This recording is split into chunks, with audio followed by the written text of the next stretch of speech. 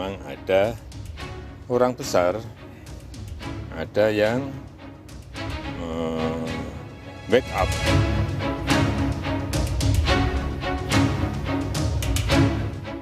Presiden ke-7 Republik Indonesia Joko Widodo mengungkap ada orang besar di balik kasus tudingan ijazah palsu.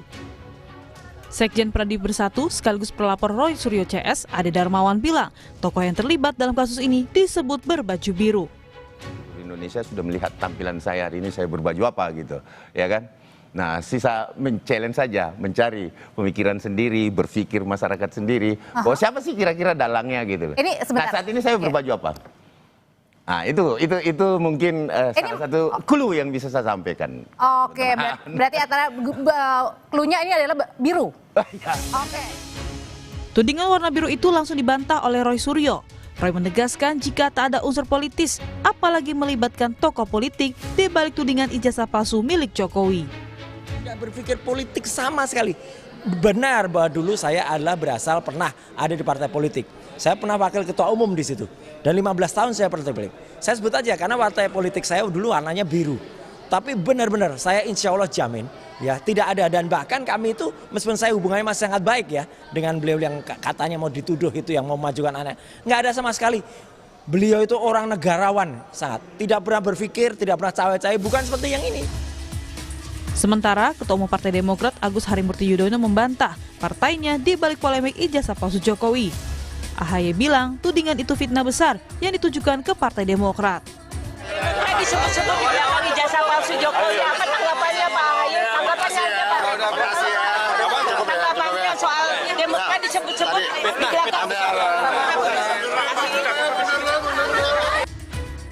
Polemik ijazah Jokowi kini akan bergeser ke aroma politik. Hingga kini polisi pun belum menetapkan satupun tersangka. Tim Liputan Kompas TV.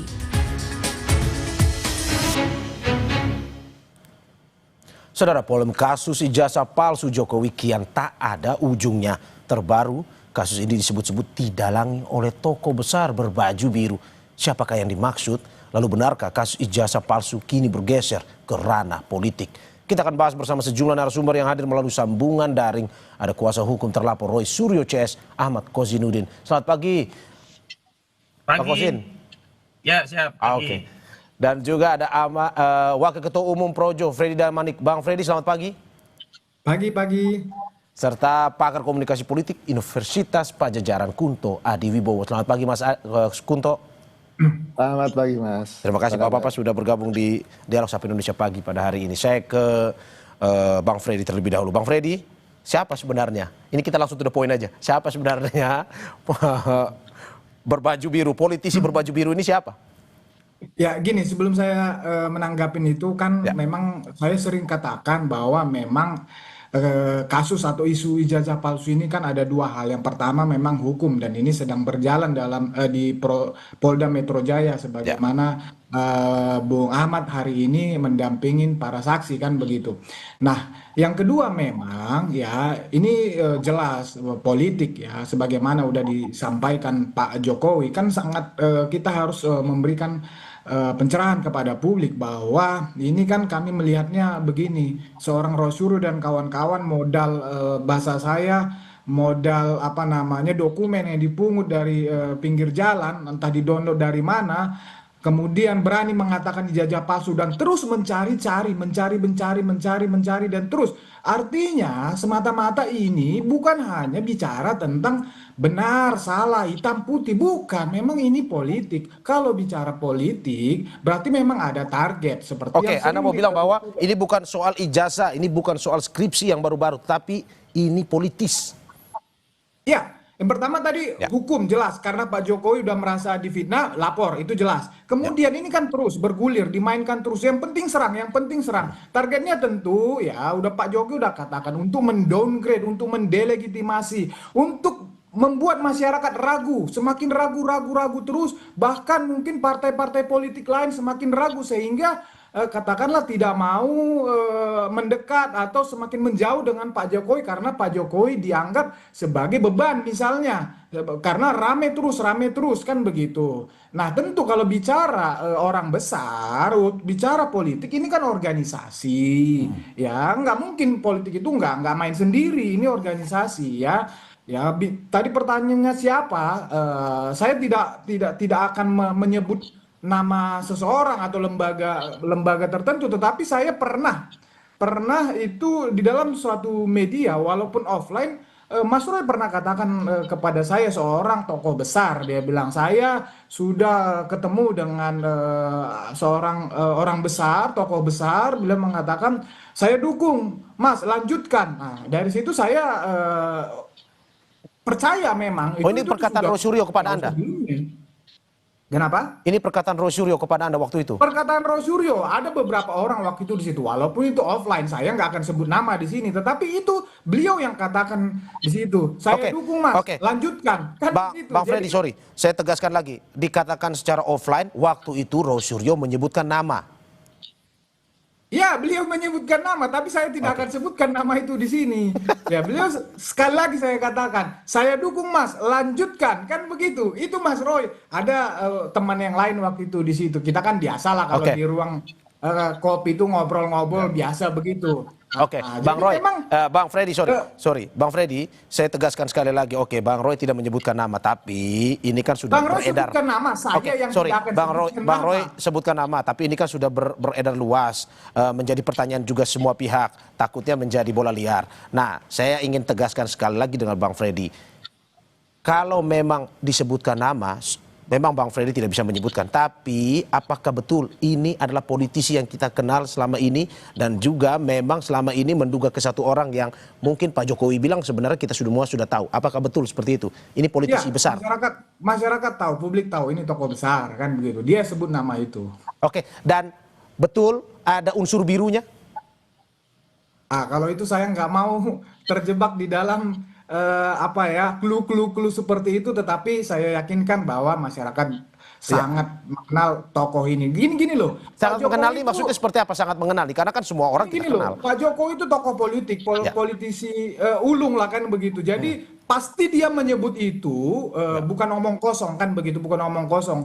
Dia tahu, dia juga masih punya kaki-kaki, dia bisa cari siapa itu orang kan begitu, karena dia sudah dapat itu maka dia sebut. Tokoh besar, sangat besar, tokoh ini besar. Nah, tokoh besar ini apa? Dalam arti bahwa seorang politisi biasa, seorang pejabat politisi besar. Bagaimana menggambarkan seorang politisi besar ini? Karena saya juga tidak bisa menebak-nebak juga. Bang Freddy, bagaimana kita menggambarkan seorang politisi besar? Apakah memang dia pernah menjabat sebuah jabatan penting? Paling tinggi politisi besar itu adalah presiden sebenarnya. Ya, yang pasti dia di partai politik, ya, dia punya dia memang berkuasa kan begitu. Saya nggak bisa menyebut lebih ini lagi lah ya, tetapi memang sebetulnya di medsos sudah banyak lah, di publik sudah beredar ya, Jadi saya rasa itu benar itu adanya. Oke Bang, kalau dari apa yang dikatakan kemarin itu di salah satu dialog di Kompas, mengatakan bahwa memang ini merujuk kepada politisi biru dan ini memang sudah tersebar pun juga ini beredar liar, bola liar dan sudah langsung ditanyakan ke orang yang bersangkutan, yakni seperti yang berita tadi Ketua Umum Partai Demokrat Agus Harimurti Yudhoyono. Benar, ini tuduhan mengarah ke situ atau tidak? Sebagai konfirmasi saja. Ini siapa? Bang Freddy, masih Bang Freddy. Sekali lagi saya mohon maaf, saya tidak bisa menyebut langsung ya ke clue-nya, tetapi kan begini, ini politik. Politik tidak harus disebut ya jelas seterang benderang, tapi ini sekali lagi politik bisa langsung bisa tidak langsung. Itu bisa disangkal, nanti ada momentumnya, saatnya adalah itu disanggah ya, karena memang belum ada yang menyebut langsung nama misalnya, wajar saja Mas Ahaye menyangkal itu karena memang bukan disebut dia atau siapapun yang berkaitan dengan dia ataupun partainya, wajarlah dia menyangkal itu. Tetapi ya sekali lagi ini politik, Pak Jokowi punya ya punya target tertentu, punya tujuan untuk menyampaikan itu, Oke, bisa jadi supaya mengirim pesan, kira-kira tanda kutip, lu jangan macam-macam, gua tahu siapa lu, kan oke, begitu. oke, Udah, kalau oke. kita mau main politik, jadi nanti akan diselesaikan secara politik. Hukum kan sudah berjalan, politik pasti Pak Jokowi akan selesaikan secara politik. Itu sebetulnya biasa aja lah, politik seperti ini biasa aja. Cuma memang ini terlalu cepat, menurut saya terlalu cepat. Ini masih 2029, masih terlalu jauh. Tetapi sah-sah saja lah. Cuman pasti Pak Jokowi punya pesan untuk itu aja. Oke, sebelum saya ke Mas Kosin, Bang Freddy, saya tegaskan singkat saja. Berarti yang kemarin disebutkan oleh Bang Roy itu bukan hanya dukungan secara verbal, tapi juga ada pendanaan untuk mendukung ini, atau bagaimana? Kita percaya itu apa namanya, karena bisa secara langsung, bisa pun tidak langsung. Karena memang ini kan kita lihat nggak ada berhentinya, ya terus Oke. menerus kan begitu. Oke, saya ke Mas Kosin. Mas Kosin, bagaimana Anda menanggapi terkait dengan pernyataan Pak Jokowi ini? Ada sosok besar pun juga, seperti yang dikatakan oleh Bang Freddy tadi, itu terlontar langsung secara verbal dari Roy Suryo. Baik, bismillahirrahmanirrahim. Yang pertama, saya ingin ingatkan kepada kita semua. Sepertinya ada terjadi permasalahan komunikasi. Bang Kosin, saya sapa lagi. Bang Kosin bisa mendengar suara saya? Saudara Joko Widodo selain melaporkan klien kami dengan juga melaporkan dengan pasal 311 KUHP tentang fitnah. Nah, hari ini justru alih-alih Saudara Joko Widodo membuktikan apa yang dituduhkan terhadap klien kami yang mengedarkan fitnah, hari ini justru Saudara Joko Widodo secara telanjang terbuka di hadapan publik mengedarkan fitnah. Jadi fitnah itu tidak hanya ditujukan kepada tokoh besar tersebut, tetapi juga merujuk kepada klien kami. Seolah-olah klien kami ada di bawah kendali tokoh, tidak menjalankan agenda konstitusional secara mandiri, sehingga klien kami bisa saja dianggap sebagai pion politik dalam sengkarut persoalan ijazah palsu ini. Perlu kami tegaskan bahwa klien kami sedang menjalankan agenda konstitusional sebagai warga negara, diberi kemerdekaan menyampaikan pendapat dan mengajukan kritik terhadap ijazah Saudara Joko Widodo, dan hari ini bergulir di dua kepolisian institusi di Polda Metro Jaya dan ada di Bareskrim Mabes Polri. Jadi menurut kami apa yang dilakukan Saudara Jokowi, alih-alih fokus terhadap laporan ya masalah hukum yang dihadapi, dia memperlebar persoalan ini dan menambah musuh terhadap Saudara Joko Widodo. Harusnya sebut saja tokoh besar itu siapa. Apa Aguan, Antoni Salim, SBY, siapa lagi sebut saja, tidak perlu ragu-ragu. Toh selama ini Pak Jokowi selalu menghindari menyebut nama, tetapi pada akhirnya rakyat menjadi korban. Contoh dalam kasus laporan pencemaran, Saudara Joko Widodo menyebutkan tidak pernah sebut nama, hanya peristiwa. Tetapi akhirnya ada 12 nama yang menjadi terlapor. Persoalannya sederhana. Dalam delik aduan itu harus spesifik definitif siapa yang dia cemarkan, namanya siapa. Tapi itu tidak dikatakan oleh Saudara Joko Widodo, menyerahkan kepada penyidik, dan akhirnya melalui penyelidikan penyidik ada 12 nama orang terlapor termasuk di dalamnya Abraham Samad. Ini kan mengkonfirmasi Saudara Joko Widodo itu gemar mengadu domba anak bangsa dengan narasi-narasi umum tetapi tidak spesifik, yang akhirnya seluruh anak bangsa saling tuduh, saling klaim, dan ini adalah berpotensi menjadikan Indonesia pecah belah. Sama saja seperti kemarin Saudara Joko Widodo menyatakan ada masalah kesehatan, tidak bisa keluar kota, dan kemarin juga kita ketahui ternyata untuk urusan politik Saudara Joko Widodo bisa ya hadir di Kongres Partai PSI, untuk urusan politik memframing bahwa ijazahnya asli, Saudara Joko Widodo bisa hadir di reuni-reunian di UGM, tetapi untuk ya memenuhi panggilan penyidik Polda Metro Jaya, Saudara Jokowi mangkir, tidak datang ke Polda Metro Jaya, bahkan meminta penyidik Polda Metro Jaya melayani kepentingan Jokowi datang ke Surakarta untuk memeriksa Jokowi di Surakarta. Bang, tadi kan Bang Freddy sudah mengatakan bahwa ada pembicaraan langsung dari Bang Roy Suryo ke Bang Freddy. Apakah Bang Kosin juga diberitahu soal sosok besar ini oleh Bang Roy, atau selama ini yang Anda tahu mungkin pendanaannya dilakukan secara mandiri untuk perkara kasus ijazah ini? Ya, pendukung Saudara Jokowi itu hampir sama dengan Jokowi, mengedarkan fitnah, tidak berani tunjuk hidung. Sebut saja namanya siapa, nanti bisa dikonfirmasi oleh Roy Suryo. Yang kedua, berkaitan dengan pendanaan, ini emak-emak kemarin ada yang iuran untuk beli nasi bungkus untuk persiapan pemeriksaan saksi. Ini makannya nasi bungkus, ini kita ini menolong juga pro bono. Pendanaan dari mana? Ini kami sudah dituduh ya, difitnah mencemarkan saudara Joko Widodo, sekarang difitnah lagi. Seolah-olah kami pion politik, ada yang menjalankan agenda besar, seolah-olah kami itu tidak punya kemandirian untuk menjalankan agenda konstitusional untuk menyelamatkan bangsa negara dari masalah ijazah palsu. Ingat, soalan yang sedang diperjuangkan klien kami ini tidak sekedar persoalan klien kami, tapi ini persoalan konstitusional tentang masa depan negara kita yang kita cintai ini, berkaitan dengan legasi berbangsa. Apakah kita rela negara kita menggoreskan sejarah pernah dipimpin oleh presiden 2 periode yang tertuduh ijazahnya palsu? Karena itulah perlu dibuktikan secara hukum, tidak perlu lagi bermain politik, bermanuver politik. Bahwa benar ada aktor-aktor politik memanfaatkan agenda ini, itu urusan mereka. Tetapi ketika agenda politik itu dikaitkan dengan kami, aktivitas konstitusional kami, perjuangan klien kami, itu sungguh sangat menyakitkan bagi klien kami. Bang Freddy, istilahnya Roy Suryo ini sungguh terlalu. Bang Kozim. Ya, Bang Freddy, Anda dibilang melakukan fitnah terkait dengan ini, padahal ini dilakukan secara mandiri. Menurut Anda?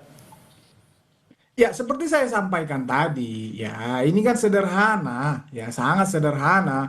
Ya, Bung Roy dan kawan-kawan terus-menerus memainkan isu ini ya.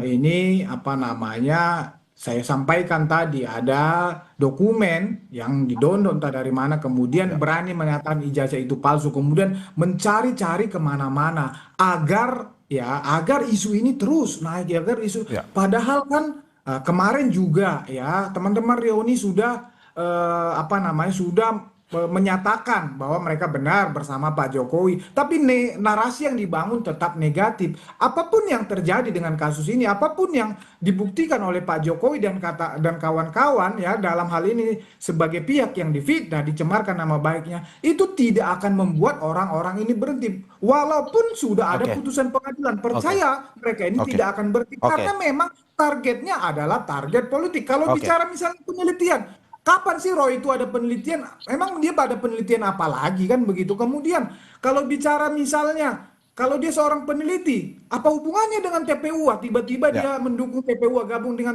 TPUA. Ini kan semua gerakan politik. Itu yang mau kami sampaikan kepada publik. Begitu loh. Saya ke Mas Kunto. Mas Kunto, bagaimana Anda melihat ini perdebatan ini?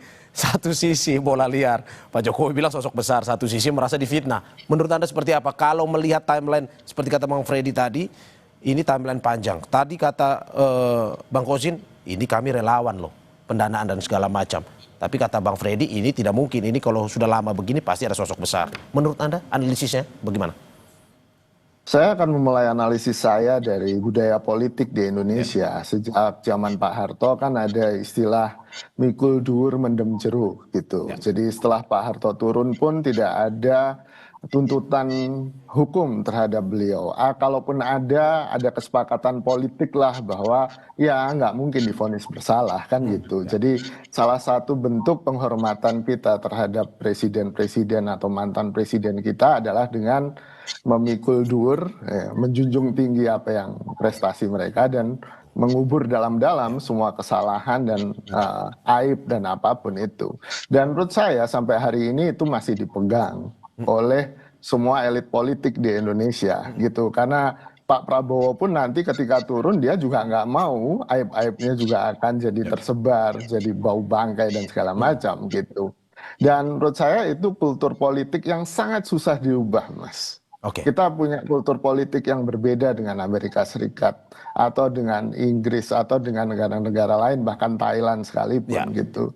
Jadi ini kalau saya boleh mengomentari ya soal tuduh-menuduh ini ya pada akhirnya saya akan memprediksikan nggak akan ada putusan yang bulat sehingga Pak Jokowi terhukum atau tadi aktor yang dituduh oleh Mas Freddy ataupun teman-teman di Projo soal sosok besar yang mendukung sosok besar itu juga nggak akan kemana-mana gitu kalau menurut saya gitu. Tapi kalau analisa Anda, apakah mungkin betul ada sosok besar dari analisa Anda melihat kasus ini sudah berjalan begitu ya lama, 2-3 bulan ini?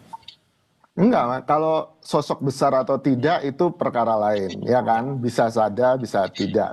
Tapi kalau kenapa ini menjadi besar dan lama, energinya seakan-akan luar biasa, betul. Karena ini salah satunya adalah motif rakyat Indonesia yang sangat suka dengan gosip politik kan ini. Ya. Ini gosip politik untuk melampiaskan kemarahan atas penderitaan kita sehari-hari dengan ekonomi yang semakin wow gitu kan, atau dengan kondisi kehidupan kita yang secara politik juga tidak membaik. Ini kan akhirnya butuh saluran pelepasan. Dan saluran pelepasannya yang paling gampang, paling enak ya yang receh-receh ini gitu kan. Misalnya tahun 2000 isu Megawati hanya lulusan SMA itu juga cepat besar kan gitu. Ya kan? Sama seperti sekarang. Oke, Mas Kuto, berarti Anda mau lihat bahwa ini bukan di substansinya siapa orangnya, tetapi lebih ke gosipnya aja, lempar sana sini menjadi pembicaraan. Begitu maksud Anda ya? Betul, betul. Dan pada akhirnya ketika itu bisa jadi komoditas politik akan dilakukan oleh aktor siapapun kan gitu. Dan apakah ini akan ke 2029 tembakannya atau kepentingan-kepentingan jangka dekat ya sangat mungkin kan gitu. Apalagi Pak Jokowi juga masih aktif kan di politik walaupun melalui putra-putranya kan gitu. Nah ini kan juga apa yang harus kita perhatikan. Saya sih terus terang salah satu yang tidak terlalu mengikuti isu ijazah palsu. Oh ya, saya pakai baju Unpad ini karena supaya nggak dituduh dosen palsu kan gitu. Oke, Oke Mas Kuto, saya ke Bang Kosin. Bang Kosin, apakah dengan tuduhan seperti ini teman-teman Anda dan juga teman-teman Roy Suryo CS akan tetap fokus di persoalan hukumnya, dan juga pertanyaannya dengan ada tuduhan seperti ini, siapa yang untung? Apakah pihak Roy Suryo ataukah pihak Jokowi? Tapi sebelum Anda menjawab, kita saksikan usai jeda. Terima kasih masih di Sapa Indonesia Pagi bersama saya Mario Sarong dan sejumlah narasumber saya. Ada kuasa hukum terlapor Roy Suryo CS, Ahmad Kozinudin, serta Wakil Ketua Umum Projo, Freddy Namanik, dan pakar komunikasi politik Universitas Padjadjaran, Kunto Adiwibowo. Saya ke Bang Kozin. Bang Kozin, bagaimana Anda menanggapi terkait dengan tuduhan ini? Apakah Anda tetap fokus untuk nantinya proses hukum ini tetap berlanjut atau seperti apa dengan adanya pernyataan dari Pak Jokowi? Baik, soalan tentang syarat konstitusional untuk menjadi kepala negara itu syarat yang berkaitan dengan kelangsungan hidup bernegara. Jadi bukan gosip politik recehan. Jadi saya kecewa jika hanya mengamati dari jauh lalu menyimpulkan ini hanya gosip politik belaka. Sehingga seolah-olah yang terlibat dalam perjuangan ini adalah perjuangan yang tidak penting. Itu yang mau saya koreksi. Yang kedua, kalau berkaitan dengan masalah konstitusional, ini kaitannya adalah dengan keberlangsungan masa depan sehingga kita harus fokus juga dengan agenda konstitusi. Jangan kemudian memalingkan agenda konstitusi ini menjadi agenda politik, lalu meminjam saran hukum pada saat saran hukum itu sudah diproses melalui Polda Metro Jaya, Saudara Joko Widodo masih melakukan agenda politiknya melalui framing-framing, misalkan reuni-reunian, kemudian mengedarkan tuduhan ada orang politik besar, kemudian merasa ada perasaan politiknya di downgrade, kemudian feelingnya menyatakan ini itu menurut saya satu tindakan yang justru tidak negarawan, yang justru makin mengkonfirmasi ini orang memang bermasalah. Yang kedua, kalau kita bicara mikul dur mendem jeruk itu bisa kita lakukan kepada Saudara Presiden Soeharto, tapi tidak kepada Saudara Joko Widodo. Tidak mungkin kita itu mempermaklumkan terhadap kebohongan-kebohongan. Coba bayangkan, ijazah palsu untuk mencalonkan sebagai presiden dan menjadi presiden 2 periode. Kalau itu terbukti, nggak mungkin bangkai seperti ini mau dipendem jeruk. Nggak bisa, kita harus tuntaskan ya bangkai ini di periode kita, dan kita akan mewariskan legasi bangsa kita kepada generasi selanjutnya dengan kejujuran. Tidak boleh ada lagi bohong-bohongan. Kalau kebohongan ini dipermaklumkan, kemudian dipendem jeruk, dipikul durnya ada yang baik-baik saja, maka negara kita tidak bisa belajar tentang bahaya dari kebohongan. Negara kita tidak belajar bagaimana menjadi sikap bagi seorang yang negarawan. Dan kita tidak boleh mensimplikasi persoalan ini seolah-olah hanya repetisi sejarah. Setiap masa ada zamannya, setiap zaman ada sejarahnya sendiri. Tidak mungkin kita kaitkan persoalan ini dengan simplifikasi ke peristiwa Soeharto yang memang banyak hal dari sikap kenegarawan Soeharto. Saya seperti permasalahan komunikasi, saya ke Bang Freddy. Bang Freddy, bagaimana Anda melihat bahwa ini tuduhan ini sepertinya mau mengaburkan dalam sisi kebangsaan kita. Dan Joko Widodo tidak menjadi presiden, tapi saja ya melakukan suatu tindakan yang seolah-olah menjadi penguasa. Begitu. Mohon maaf, ini punya saya, habis mungkin nanti betul ya. Lanjut ya. Tidak apa-apa. Sambil kita terus berlanjut, saya ke Bang Freddy dulu. Ke Bang Freddy, bagaimana Anda melihat bahwa ini sepertinya Pak Jokowi dengan melempar pernyataan ini mau sedikit mengaburkan kasus hukum yang sedang berjalan terkait dengan ijazah, dugaan ijazah palsu. Menurut Anda seperti itu atau bagaimana? seperti saya katakan tadi, kalau hukum ini sudah berjalan, kami yakin 100% ini akan bergulir, akan ada tersangkanya dan bergulir ke pengadilan. Jadi ngapain Pak Jokowi harus mengaburkan? Dia sudah serahkan bukti ijazah aslinya, ya. Kemudian juga UGM sudah diperiksa, udah menyatakan juga, teman-temannya udah selesai. Seharusnya kan begitu dari pihak pelapor Pak Jokowi kan begitu. Nah, bicara apa namanya yang disampaikan oleh Pak Jokowi itu, sekali lagi tadi saya bilang di samping hukum memang ada politik. Ya, Pak Jokowi itu sebagai aktor politik, ya dia nggak mungkin diam saja kalau diserang terus menerus pakai isu jajah palsu, ya pemakzulan Gibran dan lain-lain. Tentu dia juga harus ya bermain politik juga. Ya, jadi publik kita juga harus dikasih pencerahan. Bukan, saya sepakat sebetulnya tadi. Nggak perlu kita kepala negara siapapun ya kalau ada kasus hukumnya harus diproses. Cuma dalam hal ini itu tidak berlaku untuk Pak Jokowi. Memang dia bersih selama ini, tidak ada kasus hukum termasuk ijazah palsu ini. Ini clear. Jadi gini, yang mau saya katakan adalah apapun ya, sekali lagi apapun yang disampaikan oleh Pak Jokowi dan orang-orang yang bisa membuktikan tentang kebenaran dan ijazah palsu ini, termasuk kemarin reuni, yang akan disampaikan reuni-reunian. Ijazah asli disita, mereka juga tidak percaya. UGM bilang ijazahnya asli, mereka juga tidak percaya. Jadi mereka ini hanya percaya terhadap kebenaran mereka saja dan orang-orang yang mendukung mereka saja. Jadi memang Bang Freddy, menurut Anda selesainya. Menurut Anda kalau misalkan pada akhirnya Pak Jokowi terus merasa risih dengan ini, apakah perlu Pak Jokowi mengungkapkan siapa sosok besar itu ataupun siapa dalangnya? Menurut Anda seperti itu? Ini politik. Ya, ini politik. Jadi kalau memang semakin diserang, tentu akan Pak Jokowi juga akan semakin progresif. Apakah itu bisa menyebutkan, dia yang langsung menyebutkan atau melalui orang-orangnya dia, itu bisa saja. Namanya politik, kemungkinan apapun bisa terjadi. Yang pasti Pak Jokowi jika diserang dia akan bertahan bahkan menyerang balik. Itu dalam politik kan begitu. Karena targetnya memang mendowngrade, ya, membuat masyarakat semakin ragu dengan kredibilitas Pak Jokowi, sehingga dia harus ya memberikan juga narasi positif, ya harus menyerang balik agar ya itu tadi target mereka tidak tercapai. Sebelum saya ke Mas Kunto, saya ingin klarifikasi dari Mas Kozin. Bang Kozin, bagaimana Anda melihat bahwa kalau ini terus berlanjut, Pak Jokowi juga akan terus bermain politis menghadapi ini? Menurut Anda sampai kapan ini sebenarnya selesai? Apakah memang Jokowi bermain politik? Ya. Sejak awal saudara Jokowi bermain politik menggunakan sarana hukum untuk membungkam kebebasan kemerdekaan berpendapat rakyat yang sedang meneliti ijazahnya.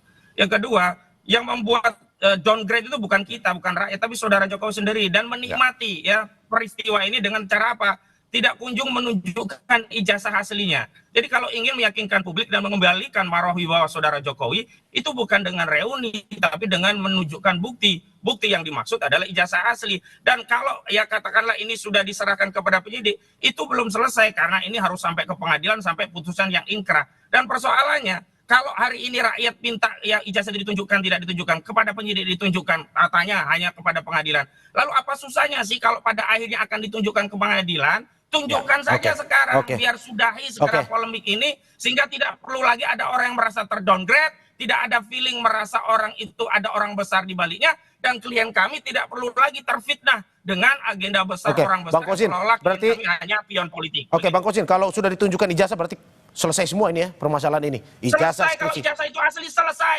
Karena ijazah itu bermasalah, tidak kunjung ditunjukkan. Begitu. Saya ke Mas Kunto. Mas Kunto, bagaimana Anda lihat ini? Sebenarnya siapa dari perdebatan ini yang untung ruginya ini siapa sebenarnya? Pak Jokowi kah atau Roy CS sebenarnya?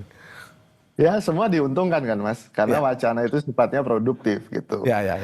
Saya mohon maaf ke Mas Kozin, saya tidak mengecilkan perjuangan Mas Kozin dan teman-teman, tapi bagi saya ini sesuatu yang mungkin secara prioritas jauh di bawah urusan bagaimana data pribadi saya akan dipakai oleh Amerika Serikat, bagaimana kemudian angka pengangguran naik, gimana BPS kemudian menetapkan angka kemiskinan di penghasilan atau pengeluaran yang cuma 20.000 perak perak sehari, itu menurut saya lebih penting gitu. Jadi mohon maaf kalau prioritas kita berbeda. Dan menurut saya ya ini akan selalu jadi isu politik yang tadi menggemaskan kan tadi soal cerita Megawati hanya lulusan SMA itu juga jadi besar. Lalu kemudian di Korea Selatan plagiasi oleh ibu negara itu juga besar kan gitu. Jadi skandal-skandal, saya bilang skandal politik yang seperti ini, dan saya juga tidak sedang mengecilkan usaha hukum teman-teman gitu kan. Menurut saya ini akan selalu jadi isu yang besar dan bergulir, ya kan, secara analisis komunikasi politiknya. Tapi apakah ini endingnya akan menjadi sesuatu? Kalau tadi disinggung konstitusi, ya harusnya teman-teman lebih aktif mendorong revisi undang-undang pemilu, ya kan, di mana misalnya soal kemudian konfirmasi, soal klarifikasi ijazah menjadi bagian yang sangat penting dari pendaftaran calon, baik itu presiden, kepala daerah, DPR ataupun yang lain. Dan itu kalau itu dilakukan saya akan dukung kan gitu. Cuman menghabiskan energi untuk kemudian sesuatu, ya saya tidak mengecilkan ya, untuk sesuatu yang sebagai di komunikasi politik juga penting untuk kemudian menyalurkan energi ini gitu kan. Energi kemarahan, energi ketidaksukaan, energi kritik ini gitu kan, agar tidak kemudian meledak gitu kan, dan akhirnya menjadi sebuah kejadian yang ongkos politik, ongkos sosialnya sangat besar gitu. Dan saya memahami ini sebagai sebuah usaha, ya ini boleh-boleh aja, tapi ada usaha-usaha yang lebih produktif menurut saya. Oke, Mas Kunto, menurut Anda kapan ini akan selesai? Kalau dari prediksi Anda tadi, Bang Kozin bilang ijazah ditunjukkan selesai. Menurut Anda sampai di situ atau bagaimana? Ya karena dua-duanya diuntungkan Mas, gitu. Pak Jokowi juga diuntungkan dengan pemberitaan ini, walaupun sisinya negatif, tapi kan pemberitaan apapun akan menguntungkan bagi Pak Jokowi. Lalu kemudian buat teman-teman yang juga menuntut, ini juga diuntungkan karena ya Bang Kosin jadi sering tampil di TV, Mas Freddy juga sering tampil, saya juga gitu kan, juga menguntungkan. Tapi produksi wacana ini menurut saya harusnya didorong ke produktif seperti revisi Bang Kosin, undang-undang. Oke, tahan sebentar. Saya pemilu, Mas Kunto, gitu. ya. Oke. Ya. Oke, Bang Kosin ada yang mau disampaikan? Ya, saya kira keliru loh. Saya tidak sama sekali menikmati hal ini, dan semua yang terlibat dalam agenda menguak ijazah palsu ini sebenarnya ingin segera terungkap. Dengan cara apa? Diperlihatkan ijazah asli itu sehingga seluruh anak bangsa bisa rukun kembali dan bisa fokus hal-hal yang disebut lebih produktif lagi. Jadi keliru kalau dianggap kami memanfaatkan atau mencari keuntungan dari peristiwa ini. Justru kami ingin segera selesai. Nah, karena agendanya sekarang agenda hukum, harusnya fokus kepada hukum. Nah, ketika agenda yang ditarik ke unsur politik, berarti saudara Joko Widodo yang memang tidak mau cepat menyelesaikan persoalan ini. Oke, Bang. Saya ke Bang Freddy. Bang Freddy, kalau kata Bang Kozin, ini selesai, tunjukin ijazah, selesai semua, dia jamin itu. Menurut Anda, apakah seperti itu atau bagaimana? Nggak mungkin itu. Bahkan putusan pengadilan saja tidak akan membuat isu ini selesai. Gitu loh. Jadi gini. Anda tidak percaya berarti dengan pernyataan Bang Kozin tadi itu ya? Nggak mungkin itu. Ya susah membangun negara dengan suudon, tidak saling percaya. Ya sudah, kalau gitu berangkat saja, kita tarung sampai pengadilan, sampai kasasi, sampai PK, sampai laporan lagi, sampai bikin bukti baru, sampai rame negara kita ini. Jadi kan nanti kan pengadilan akan memutuskan, di pengadilan pada saat pembuktian akan ditunjukkan. Ya. Dari situ juga nggak akan berhenti. Tadi udah disampaikan, akan tarung terus. Jadi memang begitu targetnya, memang supaya masyarakat ya terus ragu-ragu. Ya itu politiknya. Nah, karena agar yakin itu, tunjukkan saja ijazahnya biar rakyat yakin, bukan dengan reuni-reunian. Tunjukkan bukti ijazah asli, rakyat yakin, selesai. Bukan dengan reuni yang statement orang-orang ikut reuni makin kacau balau, begitu. Ya, ini udah dalam proses hukum, ya. Jadi itu sudah menjadi alat bukti, udah kewenangan penyidik. Nanti penyidik bisa saja, misalnya dia menggelar perkara seperti yang kemarin, bisa saja itu tidak ada menjadi keberatan kepada Pak Jokowi, tetapi tentu itu akan dikaji oleh penyidik. Apakah melihatkan alat bukti ijazah itu akan baik untuk proses pembuktian atau tidak baik, karena akan terus itu dikatakan dikatakan palsu, akan dikaji terus, akan diteliti terus yang nggak ada ujungnya. Jadi lebih bagus memang diputus di pengadilan saja, biar paling tidak ada kepastian hukum untuk Pak Jokowi. Walaupun terus digugat, dibanding, dikasasi, silakan saja. Tetapi putusan pengadilan memberikan kepastian kepada Pak Jokowi. Itu saja. Oke, berarti dari pihak Pak Jokowi, Projo dan juga dari Pak Jokowi sendiri sudah siap ya bagaimana ini arahnya akan kemana, akan terus diikuti ya? Siap, dari sisi hukum udah saya katakan tadi jelas. Ya, ini akan berujung di pengadilan, putusan pengadilan. Dan kami yakin Roy Suryo dan kawan-kawan akan divonis fitnah dan pencemaran nama baik. Dari sisi politik, ya Pak Jokowi juga bukan aktor politik yang kemarin sore, aktor kawakan. Jadi yang disampaikan dia itu adalah pesan politik. Hayo, kalau lu mau masih main terus, ayo kita tarung. Kan kira-kira gitu aja, nggak ada masalah sebetulnya. Oke. Lanjut. Oke, Bang Kosin, bagaimana Anda melihatnya? Ini terus nih, baik hukum maupun politik, pihak Jokowi siap untuk menghadapinya. Dari Roy Suryo CS? Ya, yang jelas tidak ada aktor politik sekawakan apapun, dia bisa menang melawan rakyat. Nah, ketika Saudara Joko Widodo tidak kunjung menunjukkan ijazahnya, berarti dia tidak sedang mengabaikan Roy Suryo dan kawan-kawan, tetapi sedang mengabaikan seluruh atensi rakyat. Dan silakan saja, kalau memilih pilihan jalan yang lebih panjang dan melelahkan, serta resiko yang lebih besar berhadapan dengan rakyat, ketimbang menunjukkan ijazah asli yang itu lebih simpel, sederhana. Dan kami terus akan membackup dan komitmen dari klien kami termasuk Abraham Samad itu sudah siap, bukan hanya untuk 2029, siap berjuang sampai titik darah penghabisan. Jadi tidak ada kaitannya dengan politik 2029 dan seterusnya.